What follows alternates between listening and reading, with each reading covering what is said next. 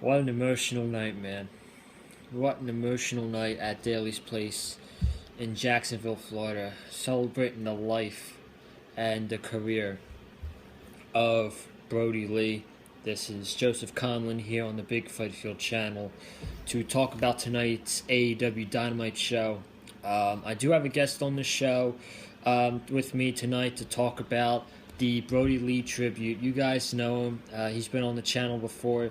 He was at the AEW All Out pay-per-view, and he was on last time to talk about his experience and Dynamite after All Out. Ladies and gentlemen, here with me tonight, my good friend Nathan Hansen, and I'm glad that he's here with me tonight because he's a very caring person and he looks out for others on social media, which I very much appreciate because a lot of people tonight on social media were very emotional. So, how are you doing, my friend? I'm good, and thank you so much for that kind introduction. You just got to be nice to people. Social media especially is a place where you see a lot of hateful stuff, and God knows there are people who just want to pick sides, and I'm glad I didn't see a lot of that tonight, because, on an average Wednesday night, there's plenty of people who are like, well, I'm watching this, so your opinion on the other show is invalid. So I'm glad that tonight, even superstars of other companies decided to watch tonight, and I feel like the ratings, I don't even think they should be posted. It's irrelevant. Nah, They I could have agree. gotten 10 million views tonight, and I still wouldn't care. Yep, I wouldn't care either, and it just goes to show you, man. Like you never know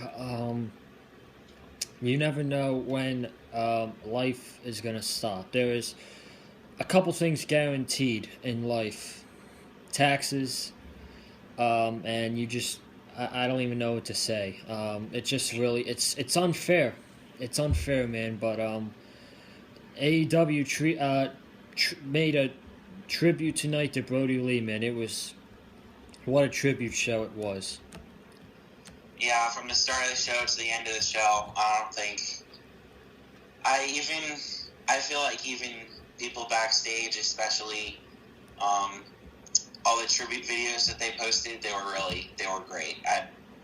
Every single match in some way paid tribute to him, so that was great. Absolutely. Before we talk about the show itself, what was your favorite Brodie Lee Luke Harper match you've ever seen?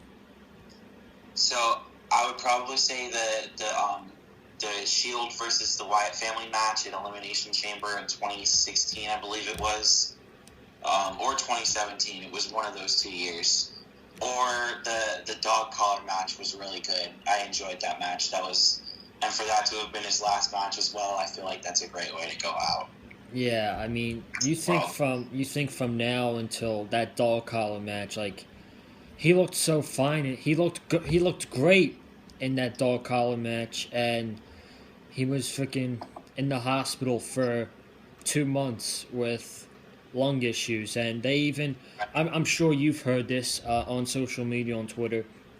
They brung his son in on the last tapings, Brodie Lee Jr., and he pinned Kenny Omega to become the unofficial AEW World Champion. He had the whole Dark Order out there with him, and then Tony Schiavone was talking about that, and he was like, at that point, we knew that Brodie Lee was in tough condition, and it was going to be hard for him to kick out at 2, which that part got me very emotional. And Tony Schiavone said that it's going to be very hard for him to kick out. So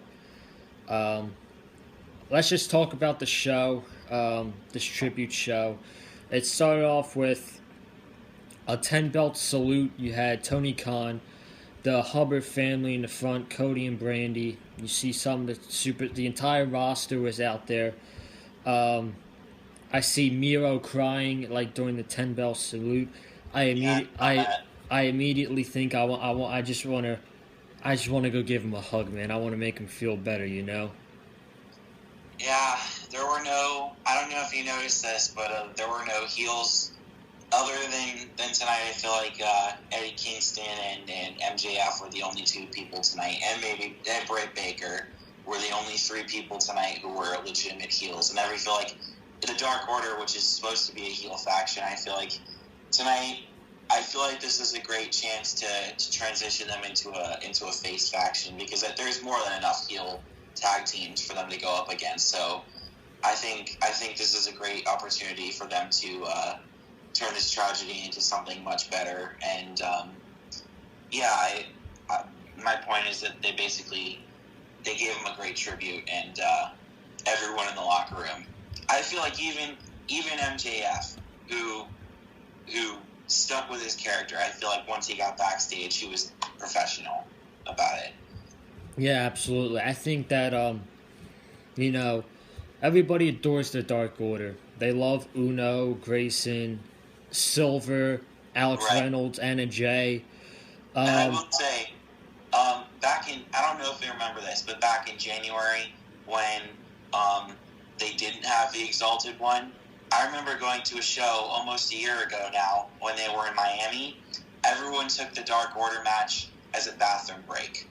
No one paid attention to the Dark Order. They were even more pathetic than the women's division was a couple of months ago. And to see what they've become now, I feel like it's completely a 180. Oh, absolutely. It is absolutely a 180. And you just look at the faction. Like, do you see anybody booing John Silver? Do you see anybody booing Evil Uno? Everybody loves those guys. So yeah, like when I was at Full Gear, and when he came out, he had gotten John Silver, when he came out, he got an even bigger ovation than Kenny Omega and Adam Page the match before him, which is really hard to do. It was impressive. I feel like both of those men have no problem being less popular than John Silver, because he deserves all the credit for everything he's had to do as well. Because I don't know if you watch BTE, but I feel like it's a really good opportunity for people to get to know what the type of person John Silver is and how good of a character he is. Absolutely. So, Jon Moxley had a very emotional promo to cut, talking about his career with Brodie Lee, and just a very from the bottom of the heart promo. You could tell that came from the heart from Jon Moxley, and you can feel the real emotion. We had a couple superstars cut promos like this the entire night, so we started off with Matt Hardy and Private Party. They went up against the Young Bucks and Colt Cabana, which, I mean, Colt Cabana came out, and I mean, he almost made me shed a tear or two. He was trying his best to hold the tears back, and a lot of people were supporting Colt Cabana tonight. You could see the emotion on his face. Even JR on commentary was when Colt Cabana. I don't know if you heard this, but when Colt Cabana got the hot tag, JR was like, "Here comes Boom Boom," and Oh yeah, I heard that. That was cool. I really enjoyed this match. I feel like another person who BT has helped them immensely is Colt Cabana, because it was kind of like a couple months ago when they threw him into the Dark Order. I knew they were going to add someone because they had to, but I thought that they were going to get someone a little bit bigger than Colt Cabana, but I feel like he belongs there. It was weird at first. It really was. Like, he just didn't have the same vibe. He didn't have the same ring gear, but I feel like now he definitely has proven me wrong. Yeah, absolutely. He fits too. He fits for the Dark Order. So, I mean, before we talk about the match, at first he was with Brodie Lee, and Brodie Lee was like kind of hard on him, and then like he just kind of started to fit in with the BTE stuff and all that, and it was funny. He proved us wrong with if he was going to be fitting well in the Dark Order or not. So we had the 6-man tag with the Young Bucks, Matt Hardy, and Private Party. Great 6-man tag to open up the show. Cabana got the hot tag like we talked about earlier on Private Party, Isaiah Cassidy, who were kind of acting on the heel side, acting aggressive. Commentary was saying that it's Matt Hardy making Private Party act aggressive, but Cabana got the hot tag. Then both members of Private Party were on the top.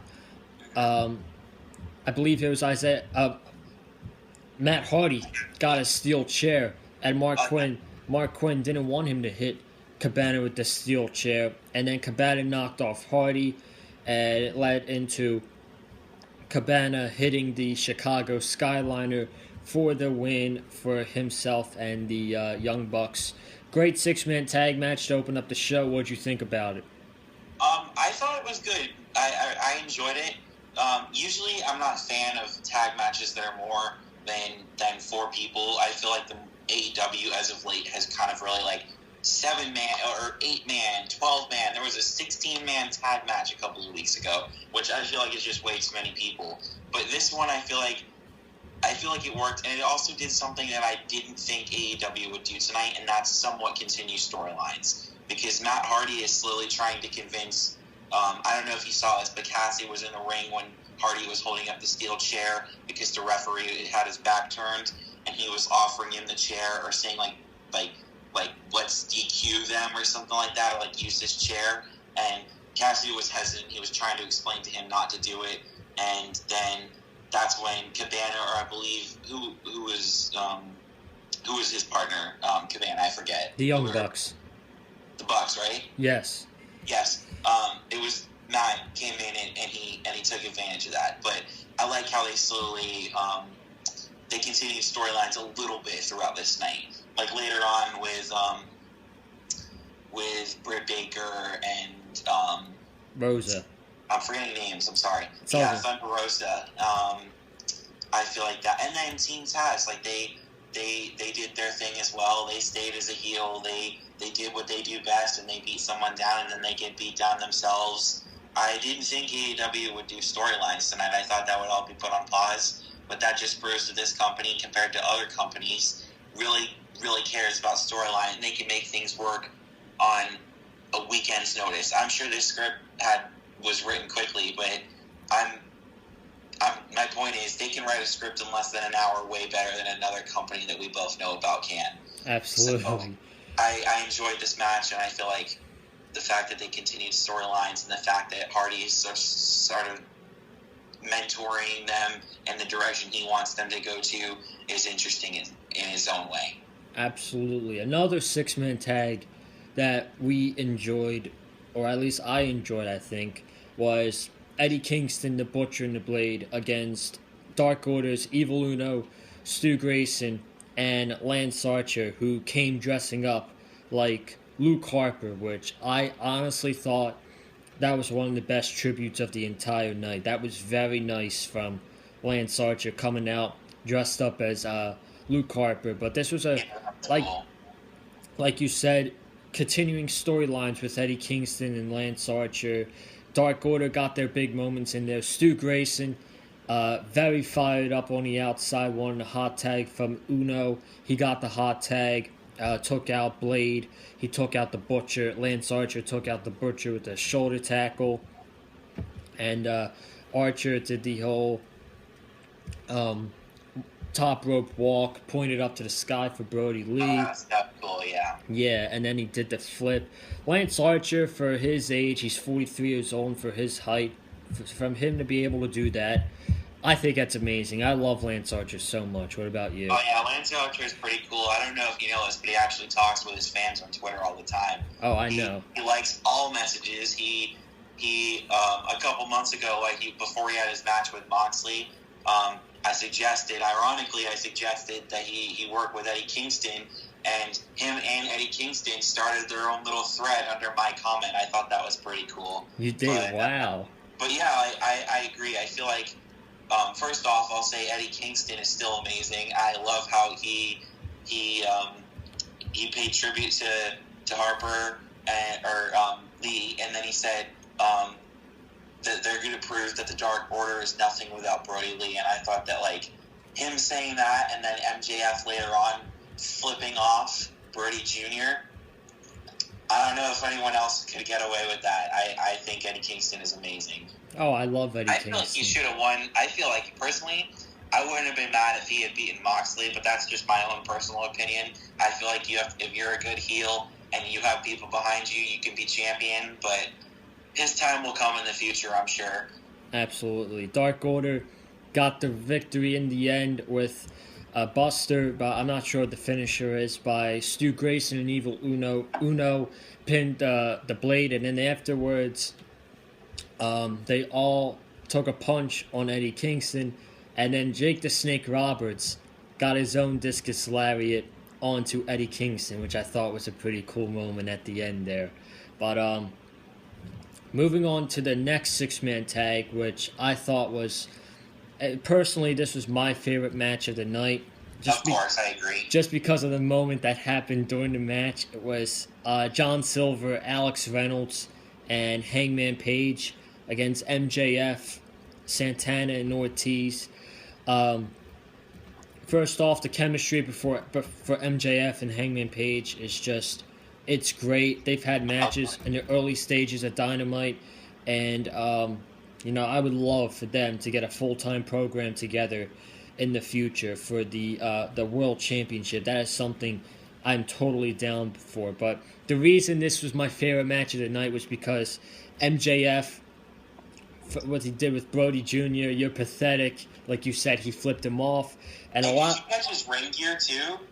Yes. I feel like that was cool. Like with the Santana Ortiz, the Puerto Rican pride on his ring gear, that was interesting. I feel like, I forget which one. I feel like it's Santana who likes MJF, but Ortiz is still hesitant about it. Yes. Or it's the other way around. No, you're right. I feel like that was really.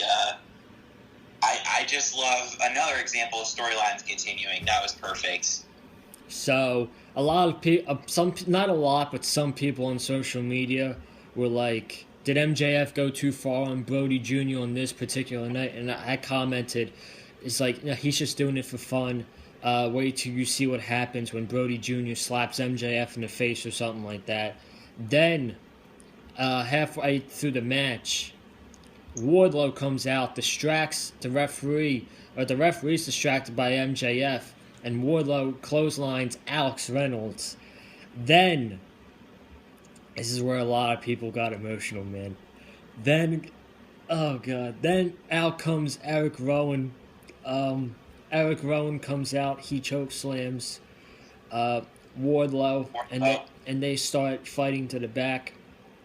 Then you see Five standing there with Brodie Jr. and Brodie Jr. smacks the kendo stick over the head of MJF, which I thought was great. That was awesome. Did you see his tweet? Did you see his tweet later on? Yeah. That was funny. I gotta give MJF credit where credit is due. I hope this dude never turns face. Ever. Because he's going to be around for like 30 more years for sure. But I don't know if you know this, but when they had the Jericho cruise last year, when they did the meet and greet, are you familiar with what he did? No, I am not. There was a kid in a wheelchair who wanted, so what he would do is he would never smile for pictures, or he would look away from the camera when someone's about to take the picture or cover his face like this.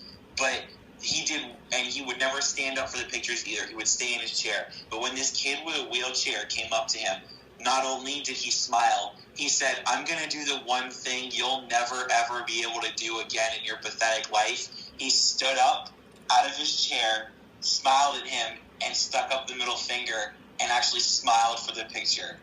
Wow. So he's going to stick with that heel character. I hope he never gets away with that. But tangent complete, I feel like he's really good at being a heel, and everyone who's saying he went too far, they need to be quiet. He's a heel.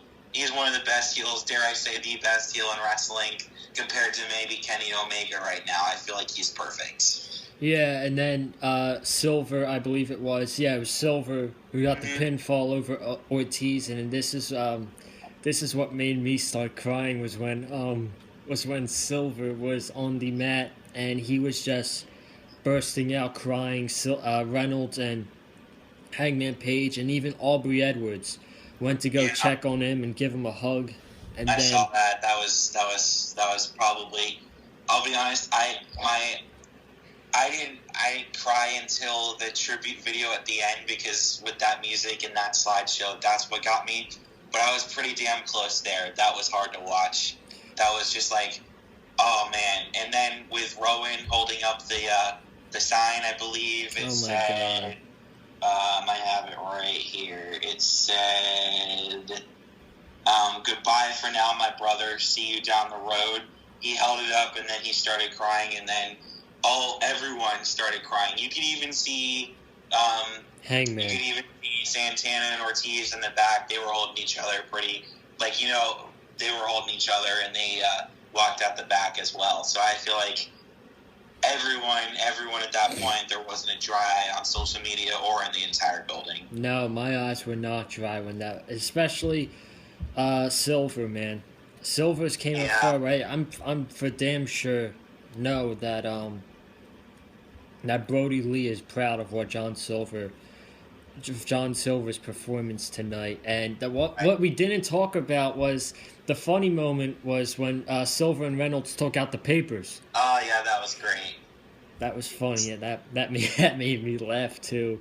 My favorite moment before that on all of BTE history was when Sue, Trent's mom, was on the BTE segment, and Brodie was like, "This guy doesn't like your cooking," so he gave Sue the papers, and she hit John Silver and missed him, and he had to try not to break character, so he just pretended to fall down, even though it was obvious that she missed him. That was my favorite moment before, but I feel like this one was probably my favorite moment of all the papers history, because like, you didn't expect that at all. Like, they just pulled the papers out, hit him. That was great. That was amazing. That was awesome. Then we got into the women's tag team match of the night, which was Anna Jay and Ty Conti versus Penelope Ford and Britt Baker. This was a very good tag team match. I'm not gonna lie, this was a very good tag team match. I'm very impressed with Anna Jay. She lost to Hikaru Shida a few weeks ago, but I feel like maybe a year from now it wouldn't be impossible for her to be world champion. Oh, absolutely. She's very impressive, right? Absolutely. She had a little moment when during the match where she took out, I believe it was Britt Baker. She did the whole Dark Order hand symbol. It was pointing to her wristband. I mean, I didn't cry for that moment, but I was like, I just wanted to, like, you know, give her a hug just to make her feel better, you know? Yeah. But, and Tay Conti, this was her first, I believe it was her second match on Dynamite, her first tag match with Anna Jay. But I got to meet her when she was in NXT during a house show. She's a really nice person. She's great with fans. Obviously, she was playing a heel character, but she's not in the Dark Order, but she's associated with them. You know, I feel like personally this would have been a good night to have either Hangman or accept a position in the Dark Order, or I don't know, have Rowan be announced as the new head of the Dark Order or something. But I feel like Conti would be a good person if they feel like adding a new woman down the line, because she reminds me a lot of Brodie Lee's personal picks, because he chose Anna Jay personally. I personally don't think there should be a new leader of the Dark Order. That spot is going to be Brodie Lee's spot forever. They're all going to be equals, and I do think the Dark Order turning baby faces very soon. So, even if they try and go on his heels, which I feel like would be a mistake, because you can't look at them now and hate them. It's impossible. Like, if they were to just, I'm going to say this, but if this was WWE, I feel like next week they'd be attacking people. They'd be attacking faces backstage. Like, they'd attack Cody and Orange Cassidy next week because they feel like we'd forget about what happened last week. So that would be a mistake. I feel like they need to turn face soon, because they have the crowd support.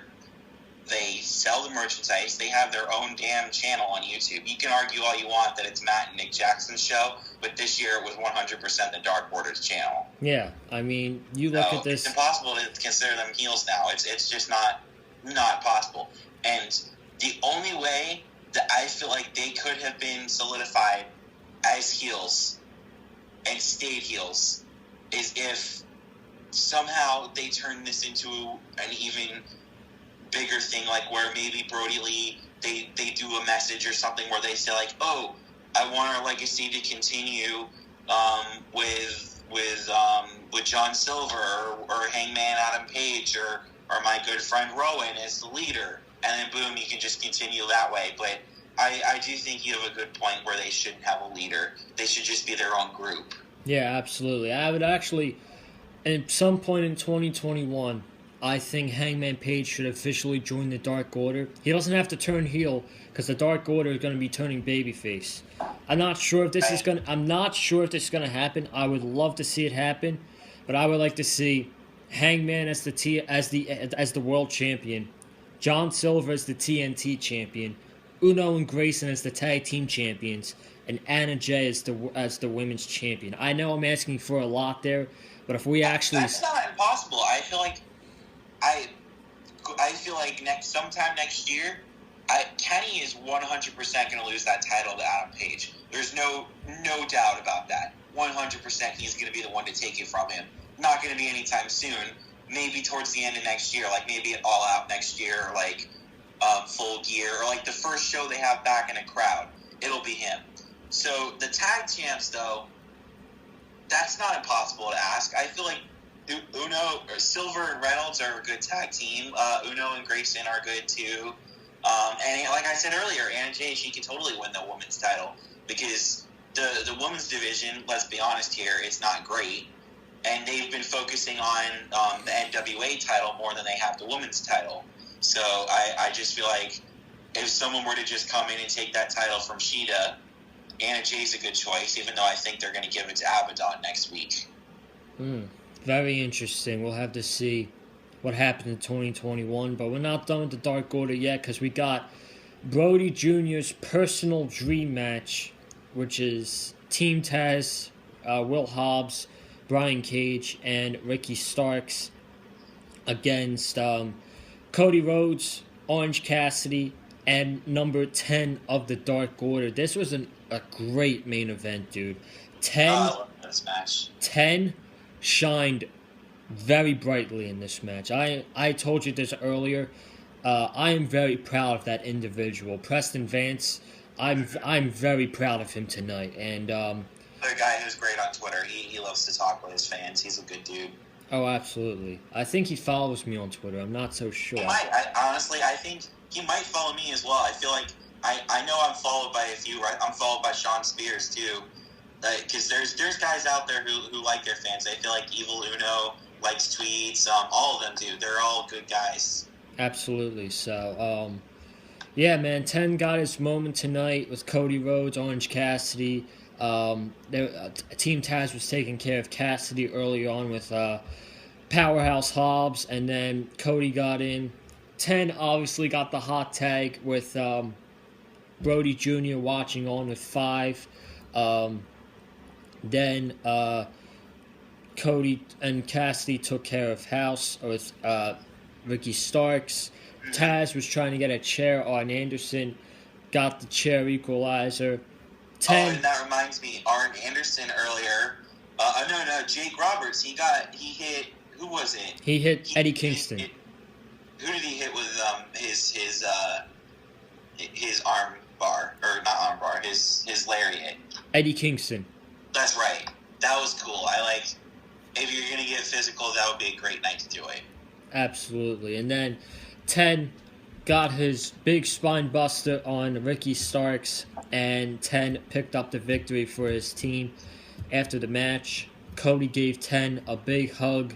They all raised arms. Orange Cassidy did the Dark Order symbol, not really doing it though. He just had his hand out, which I thought was pretty funny. But we get back from commercial break, and it's time for the tribute to Brodie Lee, and this is where a lot of people started crying. You had Cody Rhodes out there talking about a famous quote that he was looking for, and it was like judging a character or something like that. And Brodie was a great dad, a amazing husband and father, and like a person that nobody said a bad thing about.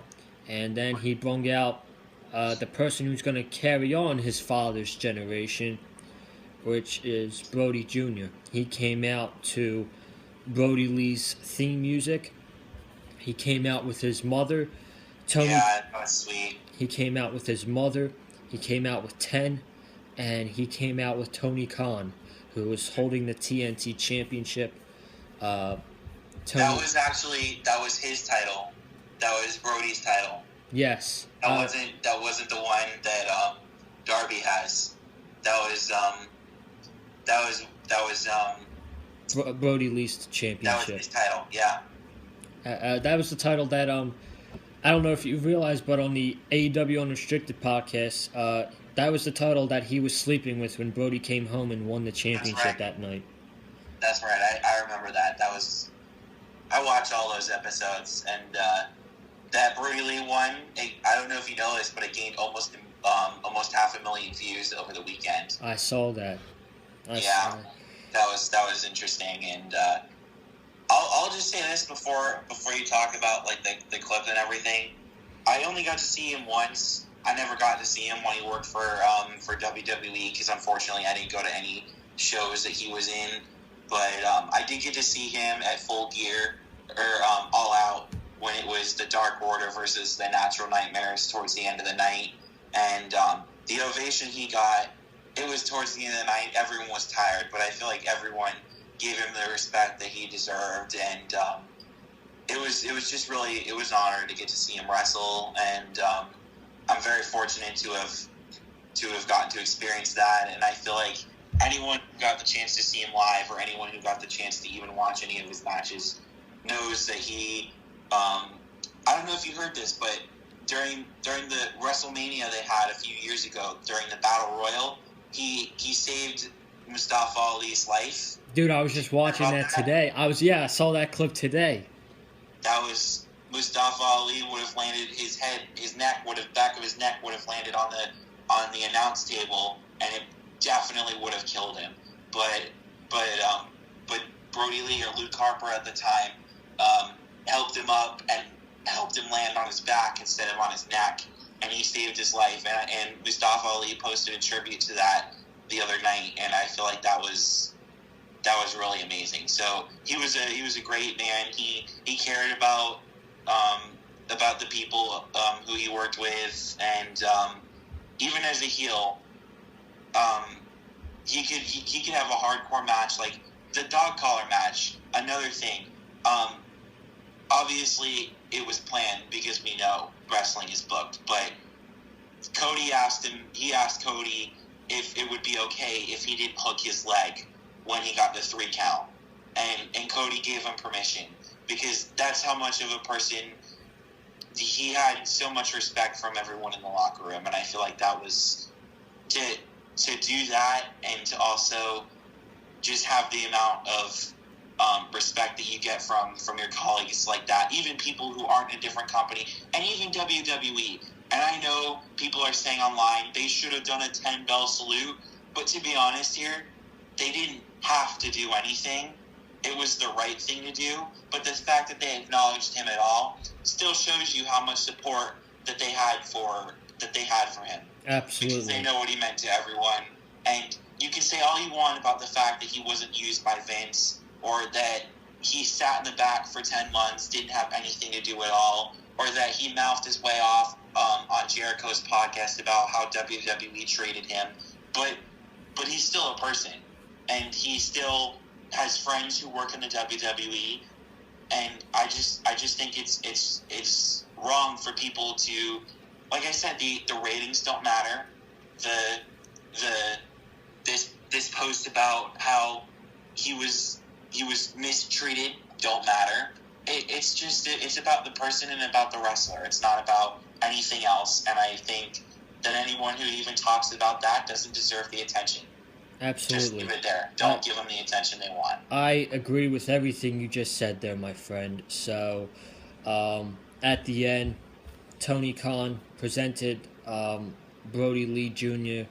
with the TNT Championship with his I father. like how he was -1. Yes, -1. Is it Brodie was the exalted one?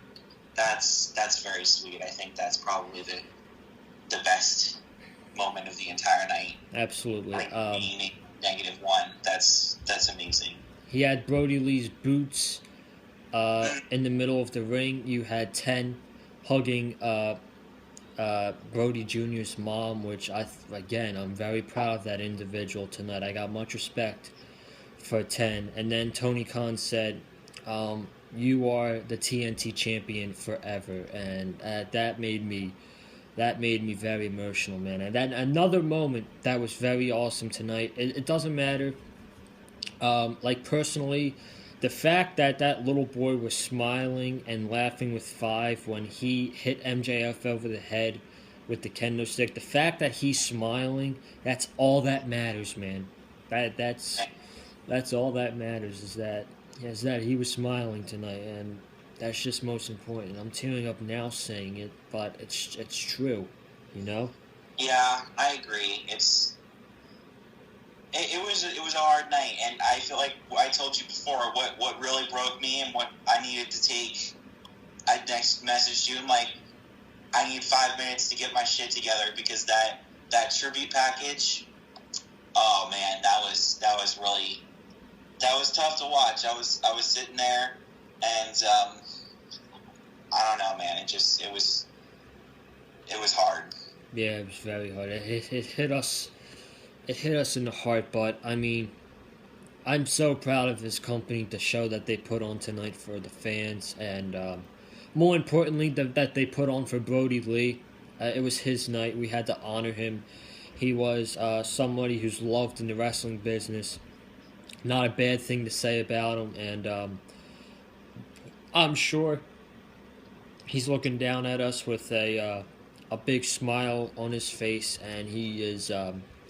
He's proud of everybody at AEW. And before we get out of here, we ourselves would like to honor the career and life of John Hubbard and Mr. Brodie Lee. So Nathan, if you would, for 10 seconds, we will do a moment of silence for Brodie Lee, and then we'll close out the night. Of course.